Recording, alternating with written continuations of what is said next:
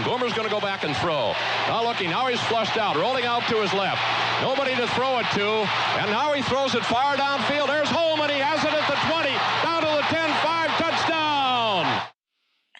1987, week 1, 61-yard, very athletic touchdown to Rodney Holman, I believe. Bengals win. Boomer, tell me what you remember about that week 1 as we are headed towards week 1 after training camp. 1987, hi Kay, it's good to see you. 1987 was one of our great teams, and it was an unfortunate season for us because we win that game, and then in week 2, we lose to Joe Montana and the San Francisco 49ers in our home opener on a Hail Mary to Jerry Rice. And the next week, the 1987 player strike took place, and our team fell apart. We were 4-11. I think we lost 7 or 8 games in the fourth quarter. And it was just miserable. Then, oddly enough, the next year we turned it around and went to the Super Bowl. So that was a precursor of what I thought was going to be a great season for us, that one game against Indianapolis. But unfortunately, it all fell apart in week 3. But I was looking at it this morning, and it set you up for success, like you're saying. That next year, we have Boomer Esiason, absolute legend, on the show. Thank you for your time. I feel like you're still in post-Knicks mode. You're in like Mets, Yankees mode. Are you ready for some NFL talk here? You know, I'm always in Jets and Giants mode. Unfortunately, they've been terrible for the last 4 or 5 years. So hopefully one of these teams can come out of the pack. I don't know which one will, but I am certainly ready for a lot of football talk. This morning, let's do it then. Brian Daboll said Russell Wilson is their starting quarterback. That hot off the back pages there in New York. If it were up to you, who would you have start week 1? Russell Wilson. That's why I would sign him. And, you know, one of the problems that Brian Daboll has had with Daniel Jones as his quarterback, number one, Daniel was oft injured. There's no question that, you know, that creates instability in the offense. And number 2, you know, fumbleitis, interceptions, turnovers, 3-and-outs, way too many of those. And Russell Wilson is very secure with the football. This is one thing I will say. He's not the exciting Russell Wilson that we saw 10 years ago, but certainly, you know, he led the Steelers to the playoffs last year.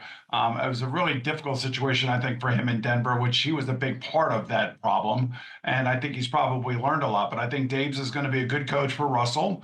If things go right for Russell Wilson, he'll be the starting quarterback for 17 weeks. If they go wrong, they always can turn to Jameis if they need a spark, or they could do exactly what they did with Eli Manning when he was a rookie. They took Kurt Warner out of the starting role after 6 weeks and put Eli Manning in there if they feel Jackson Dart is comfortable with the offense and can read defenses. So there's a lot of moving parts for the Giants for sure, but I do think that they are a much better team this year right now on paper than they were in any point in time over the last 3 years. It's, you know, there's this old adage that I'm hearing in my head. You have, you know, 2 quarterbacks. You don't have one. They have like 7. We're going to add, it's like add a little spark of Jameis. I can see it happening in some, you know, they're up against the Broncos. They need a spark. Jameis goes in there. He lights a fire, like all these things. What does, and it's almost like you have a lot of trust in Daboll that he can manage all of this. It sort of goes against what my head is saying, which is they need one guy. And I mean, they're starting with Russell. That's interesting. A lot of faith in Daboll out of Boomer. Well, you know, I think Ben Johnson said it great yesterday. He said it's a quarterback-driven league, and everybody knows that. And there's about 10 top 10 quarterbacks that do drive their football teams. There's no question about that. And the Giants haven't had that guy. So they get the next best thing. They get a Super Bowl champion. They get a guy who's actually coming off of a reasonably good year in Pittsburgh. I guess Steelers fans would say that it wasn't great. It certainly wasn't explosive. But then again, he doesn't have the players around him that Jalen Hurts has around him, that Jared Goff has around him, that Matthew Stafford has around him. And I can go on and on and on. You know, Patrick Mahomes, Joe Burrow, for God's sake, has got like a lightning team around him. So there'll be a little bit of a struggle, and I think Malik Neighbors is going to be a huge part of Russell Wilson's early part if they're going to have some success.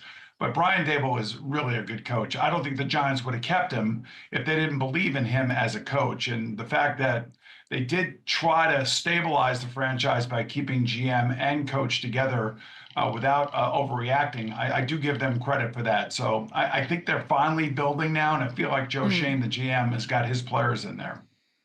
The schedule is brutal. I've gone over it a lot because I'm trying to figure out, when does Jackson Dart go in there? And I'm not in New York right now, but I can imagine a sizable portion of the fan base calling into, of course, your amazing radio show and all over. And we, of course, can hear Boomer on WFAN New York, Boomer and Geo.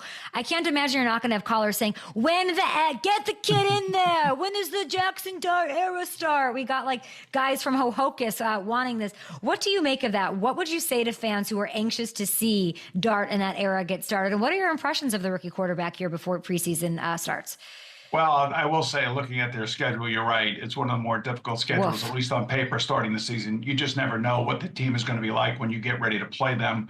But, opening in Washington is not going to be easy, and then going on the road in Dallas. If they go 0-2, people will be screaming here. And I will say this, I've been in Russell Wilson's shoes, so I know what it means to go to a new team, a new coaching staff, new players, a new system that you have to learn. I don't know if you're watching the Netflix quarterback from last year, but you could see how Kirk Cousins has really struggled in the first part of the season with the Atlanta Falcons, because it's a new system that he had to learn. There are like 45 different things that he figured out when it came to motion and shifting and all that other stuff. So Russell Wilson's going through the mental gymnastics now, and they may get off to a bad start. So I'm sure whoever in Ho-Hocus, Tony in Ho-Hocus or Tony from Long Island, is going to call in and be screaming about the quarterback position. So I'm sure we'll see Jackson Dart at some point. It all depends on what kind of start they get off and what Russell Wilson looks like, and whether or not he's turning the ball over or making mistakes. You like him? You like Jackson Dart?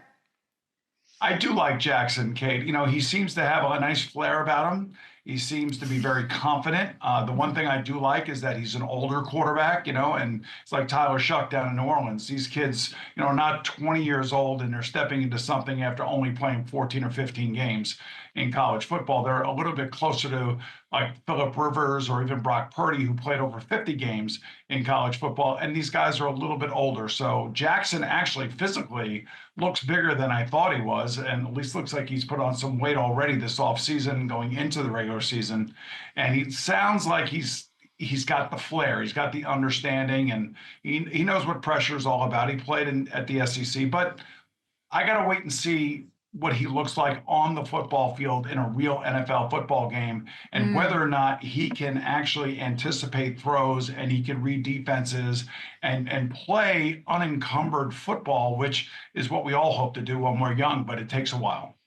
45 starts in college. We saw Bo Nix. Like, it's just a very, it's become a plus in the pro column to have a quarterback that is a little bit older, like you're saying, which we love. He's putting on some weight. I mean, it's hard not to when you're getting Rayos and Joe's Pizza Slices and all that great stuff out there. Tommy DeVito is getting him fed very well, by the way.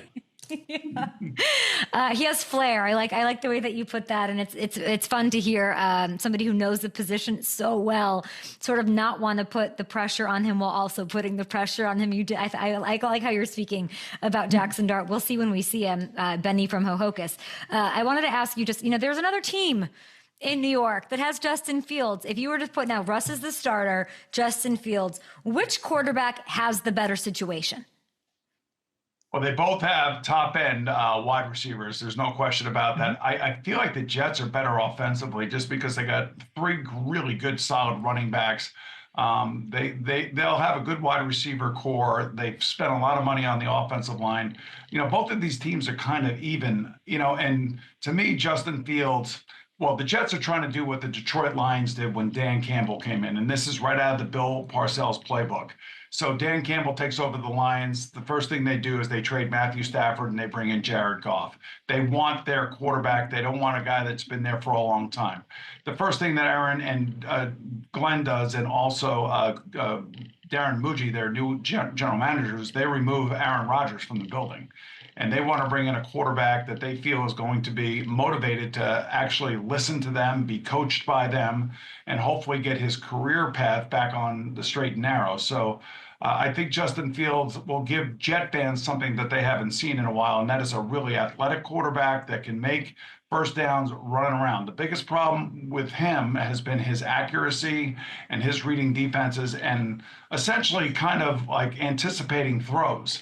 But there's no question that the athleticism is there. So he's going to get you 3 or 4 first downs just with his legs.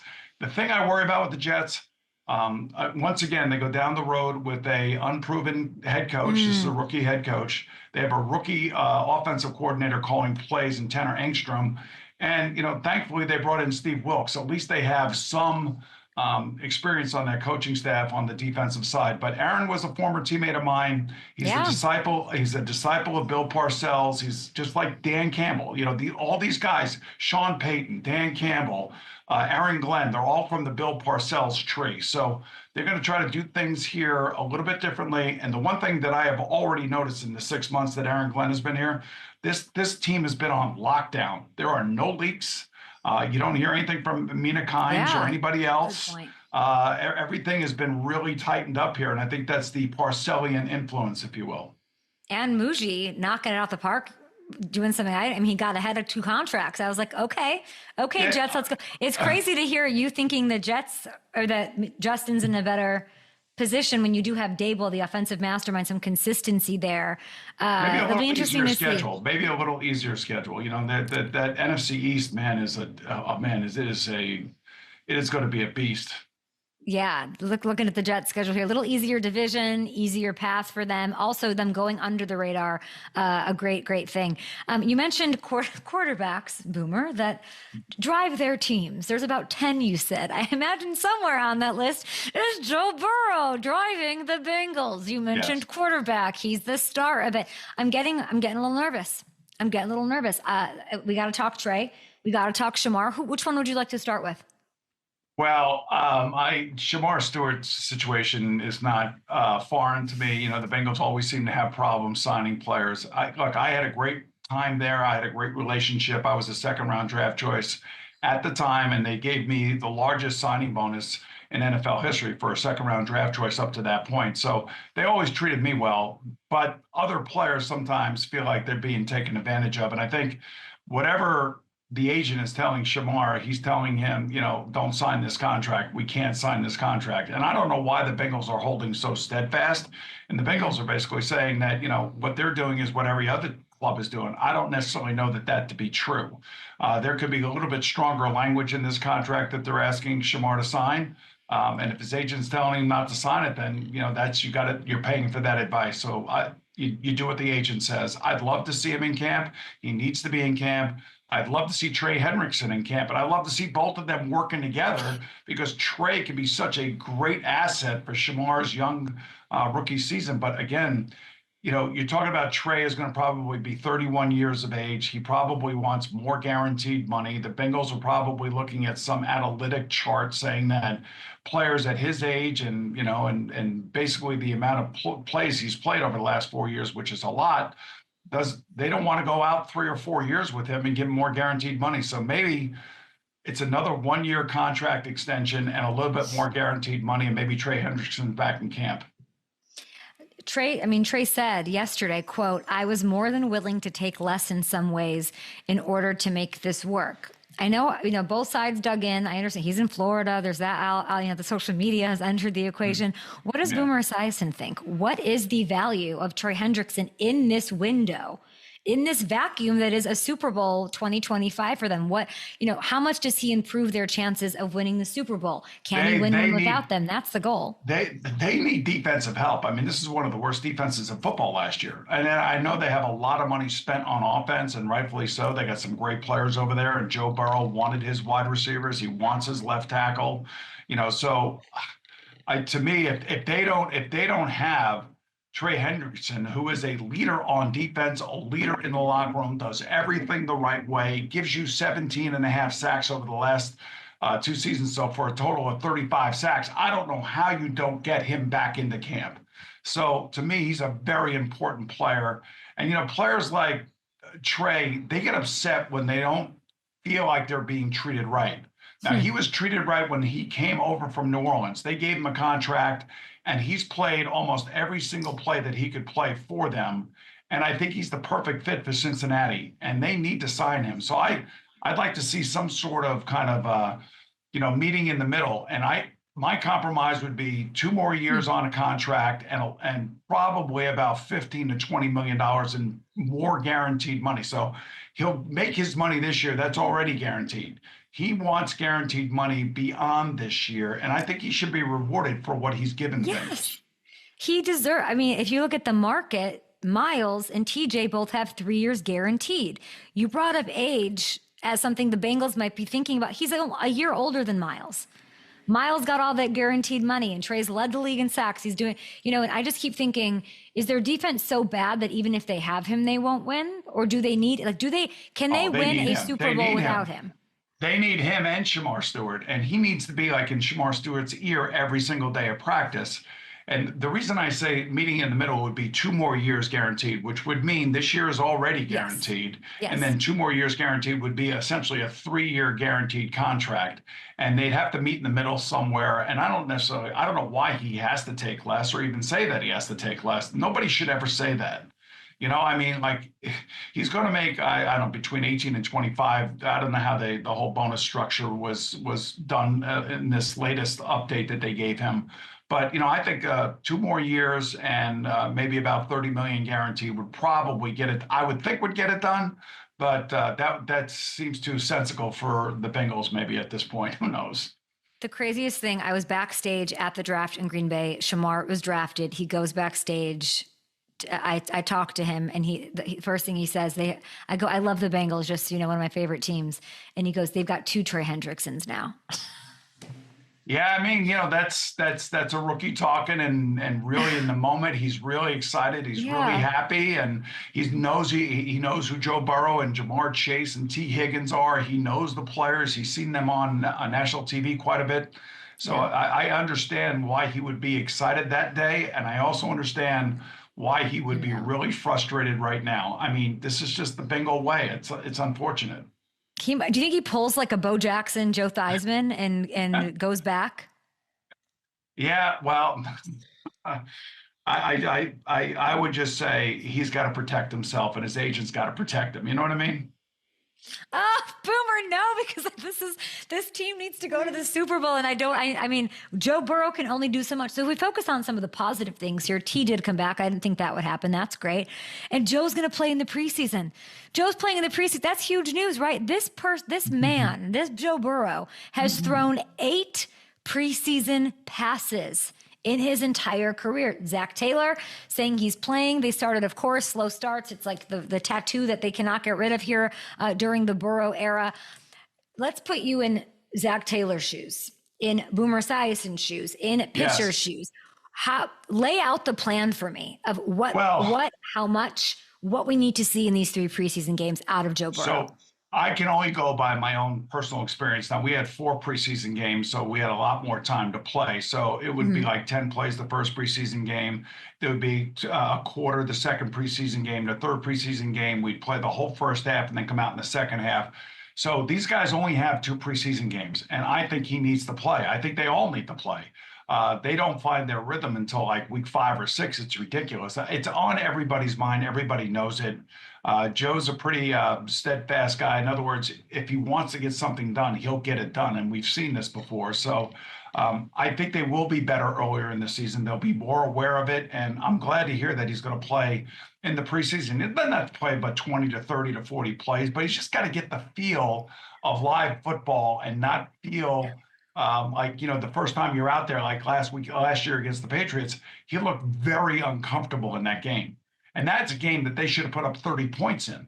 Yeah. So, and they're going to, and listen, okay, they're going to have to score at least 30 points. Well, I'd say 20 to 32 points per game if they're going to want to have a 10-win or 11-win season.